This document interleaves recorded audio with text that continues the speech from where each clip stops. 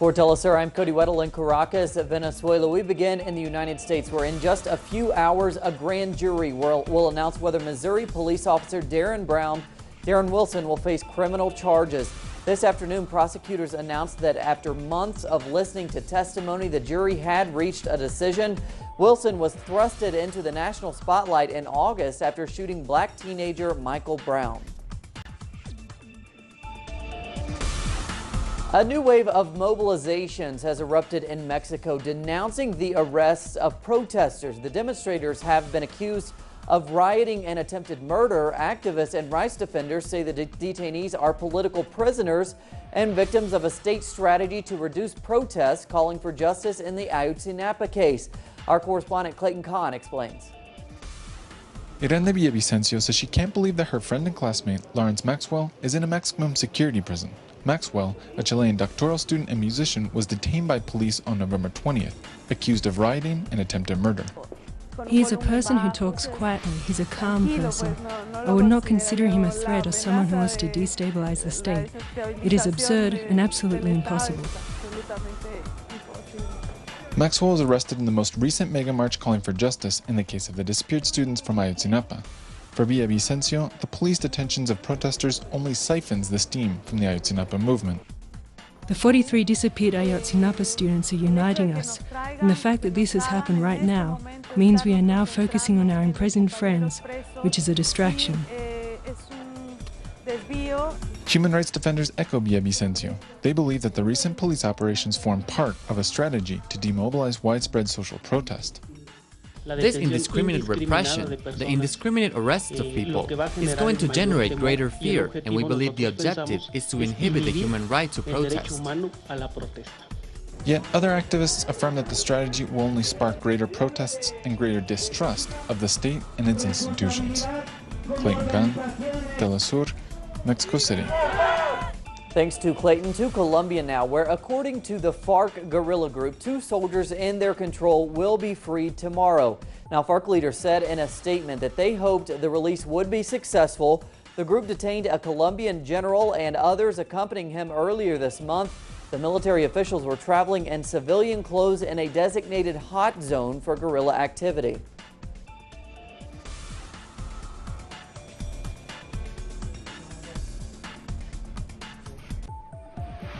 And to Chile we go, which is one of the only remaining Latin American countries where abortion remains completely illegal, even in the case of rape or serious risk to the woman. After a 13-year-old girl was raped recently and forced to give birth to a fetus that wouldn't survive, public discussion has turned again to the issue. The Colombian Congress will discuss the issue tomorrow. Many expect legislation to emerge by the end of January, making abortion legal in cases of risk to the mother, rape, or fetus inviability. Finally, in Latin America, in Peru, Lima is preparing to host the Latin American and Caribbean Feminist Meeting, which takes place every 3 years. Our Peru correspondent Rael Mora has the story. Feminists from all over the region have come together in Peru for the 13th Latin American and Caribbean Feminist Meeting. I'm here because of the possibility to debate amongst feminists from different countries of Latin America. We are here to make visible the presence and existence of Afro-descendant women in Latin America. It will enrich the public policies that we are implementing in our spaces. I believe the idea is to continue calling out and overcoming the difficulties faced by all women doing different kinds of feminist work. I believe it is necessary to articulate our struggle with the popular struggles, women's struggles with popular struggles, and decolonize feminism. Event organizers argue that there is something particularly special about this feminist gathering. Ours is the only region in the world that has feminist meetings since 1981, and each gathering articulates, links, creates new networks and strengthens existing ones. Therefore, this process is unique in Latin America.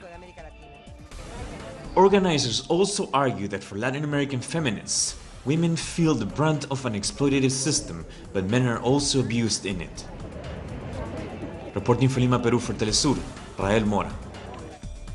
Thanks to Rael. We take a look around the world now. We go to the Middle East, where many have accused Israeli police forces of killing an innocent Palestinian man. The Israeli army killed a Palestinian man on Sunday in the Gaza Strip.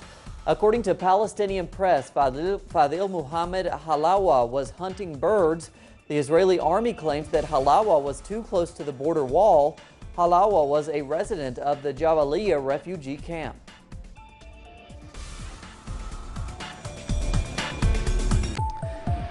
The government in Madagascar announced earlier today plans to redouble efforts to contain an outbreak of plague. The disease has already killed 47 people in recent months, and according to the health ministry, has now spread to the capital. Authorities are fumigating the streets to kill the fleas that carry the disease and distributing antibiotics to people already infected. The disease is similar to the Black Death, which ravaged Europe in the Middle Ages. And in the Belgian city of Antwerp, dock workers have brought the city's port to a standstill as part of a strike against European austerity measures. The protest coincided with Belgium's National Union Day. A handful of protesters were detained after clashes erupted with police. Antwerp is home to Europe's second largest port. It's the largest in a wave of union actions ahead of a general strike planned for next month. Russia and the Georgian breakaway province of Abkhazia has inked what has been held as a historic deal guaranteeing collective defense.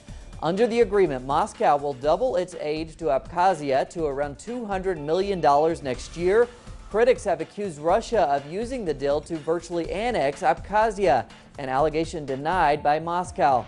Abkhazia proclaimed independence from Georgia in the early 1990s. Although Russia recognizes its independence, Georgia does not. According to official figures, the death toll from a bus crash last week in Nepal has risen to 47. More bodies were recovered Monday. The bus crashed in Nepal's Behri River last Thursday, but it took hours for rescue workers to reach the site and even longer for divers to begin retrieving wreckage from the water.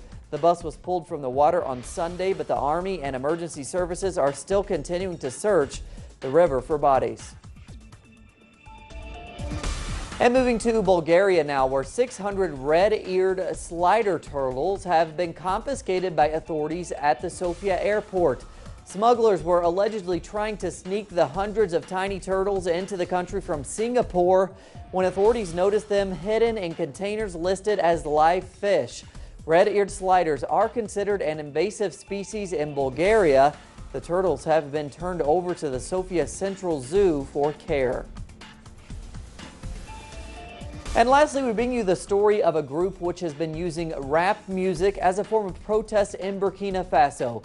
Balai Citoyen, or the Citizen Broom Group, helped to mobilize young protesters in the demonstrations which brought down Burkina Faso President Blaise Compaoré last month. Rapper Serge Bambara, known as Smaki, helped set up the movement, determined to sweep the leaders from power. Bambara has supported Thomas Sankara, a radical left-wing revolutionary who ruled the country from 1983 until he was deposed and killed by Compaoré in 1987. Plenty more on those stories and others at our website, telesurtv.net/English. For Telesur English, I'm Cody Weddle. We'll see you in the morning.